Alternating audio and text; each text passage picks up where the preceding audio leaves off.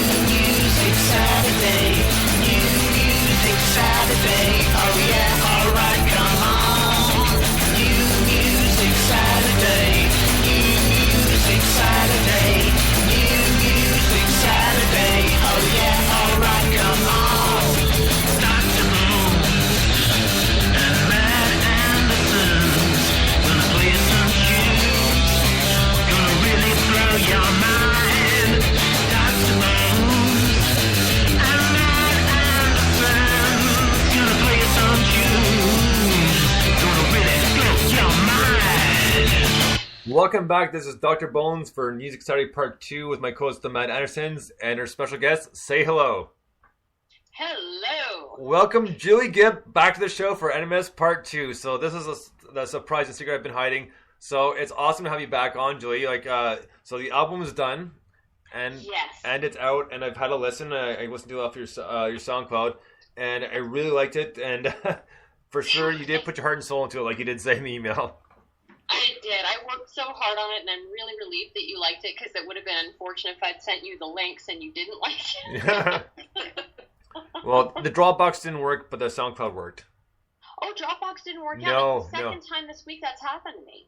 That's all good. Like I still got a chance to listen to it, so no matter. But yeah, it was awesome, and I thank you for sending that to me. So very happy to get that, and we'll get you the Matt Anderson's email as well to pass it on to them as well, because I'm sure they'd love to hear it. I would love to do that.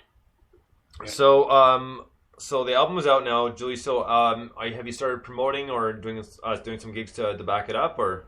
It's, you know what, that's all just getting rolling now. It looks like I'm going to be starting in New Mexico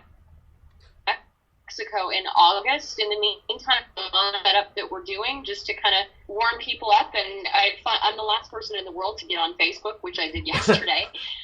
So yeah, slowly but surely we're launching it online first.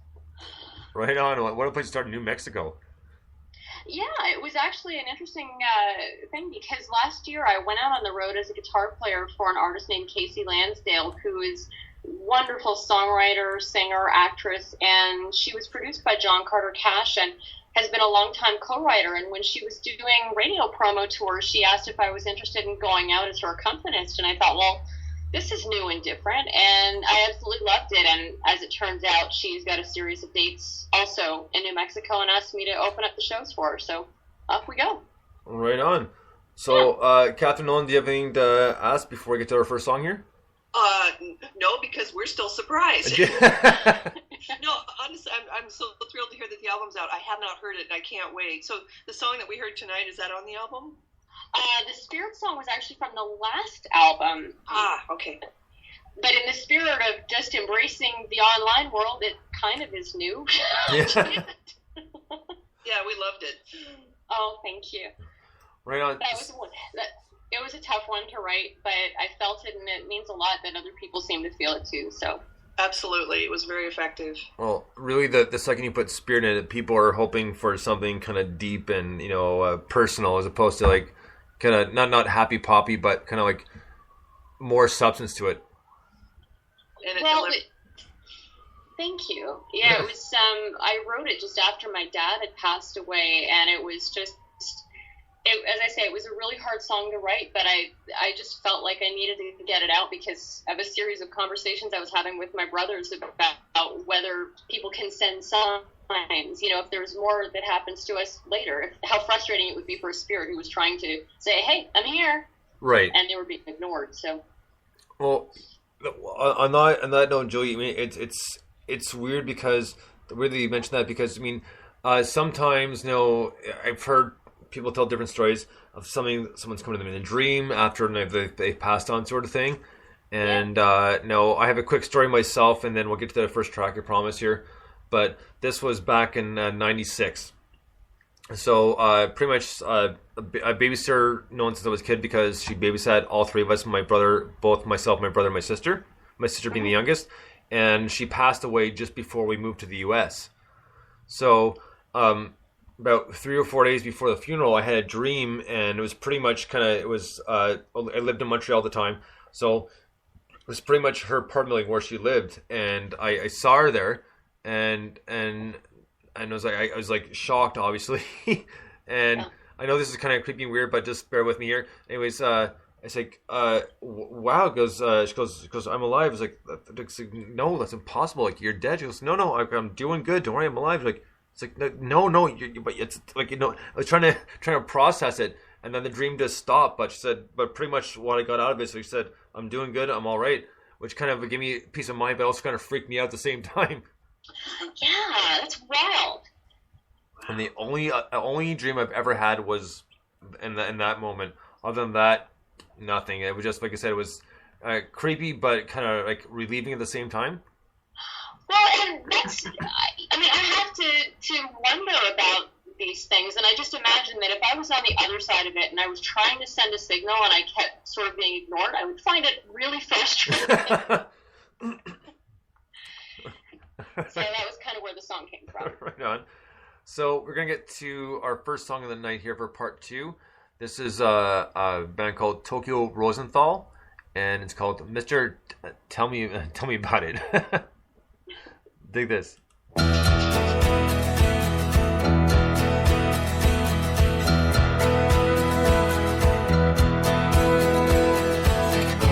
Wasn't no place to hide, no place to sit out the ride.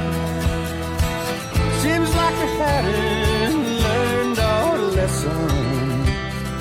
Mister, tell me about the Great Depression.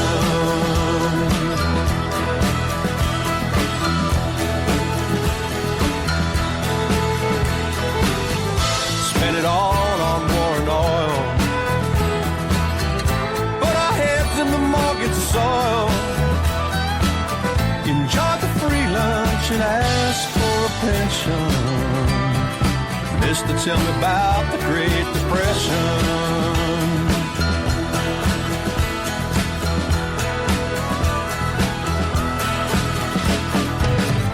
Did we really start that war?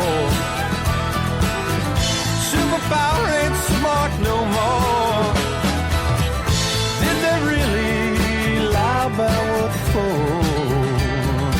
Mister, tell me about the Great Depression.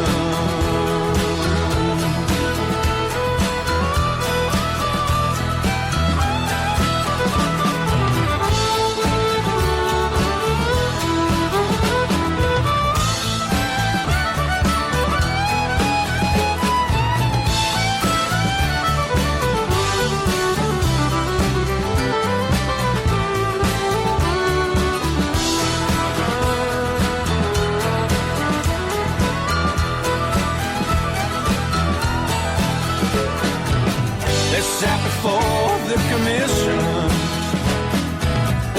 couldn't account for the deception. Tried to print more but made no impression.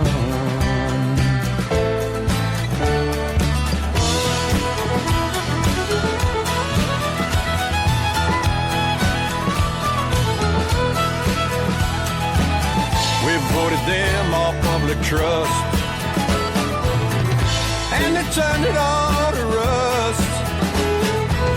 It came after they stole the election.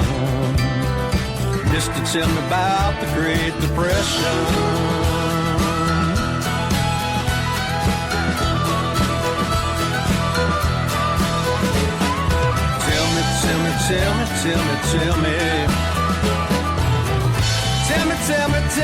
Tell me. I heard a rumor they could have cured that tumor. Just to tell me about the Great Depression.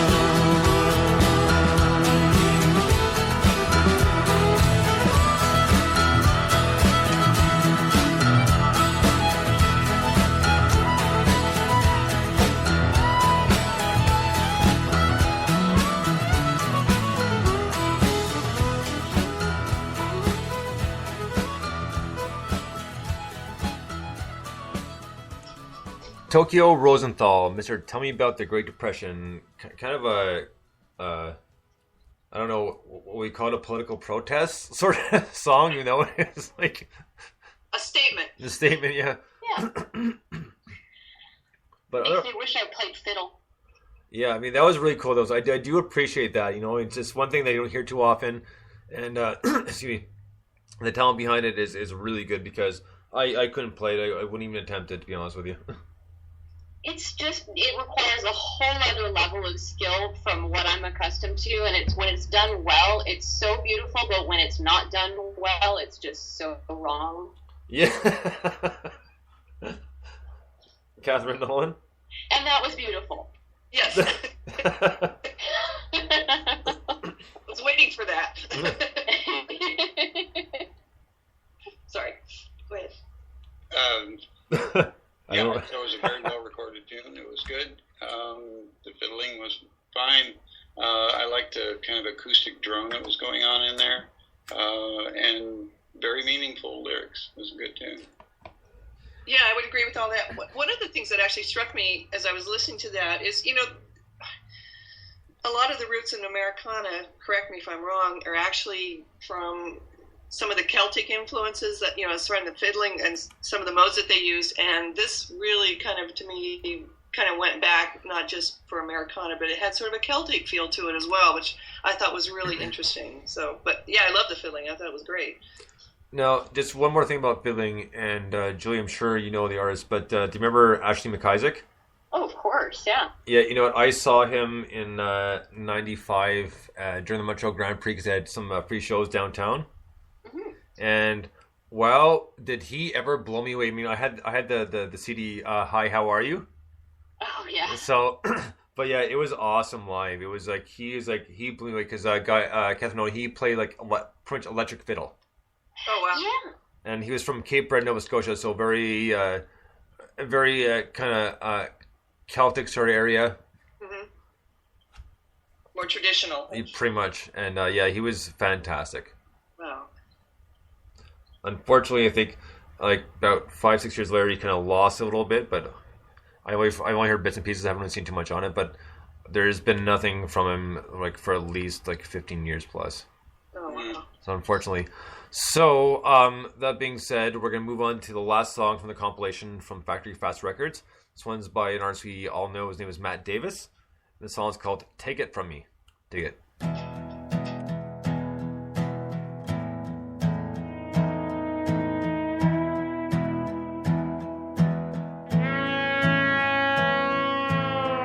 Every time you come around here, I'm torn between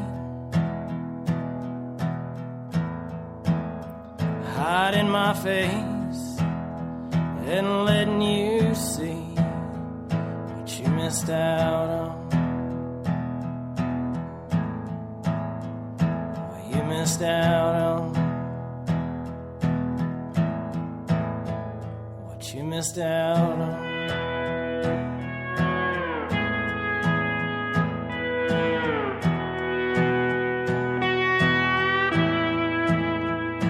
Take it from me. The grass is greener. The sky is clearer. And the nights are quieter. The nights are quieter. The nights are quieter.